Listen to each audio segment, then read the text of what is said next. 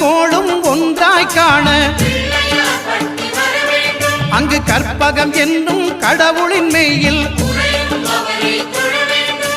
சூரியன் முதலாய் 9 கிரகமும் பலவித குணங்களை கொண்டிருக்கும் எங்கள் கற்பக தருவில் அவை வரும்போது ஒன்றாய் சேர்ந்து பலனளிக்கும்.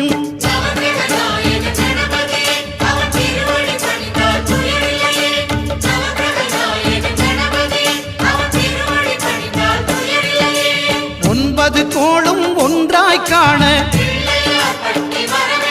அங்கு கற்பகம் என்னும் கடவுளின் மெய்யில்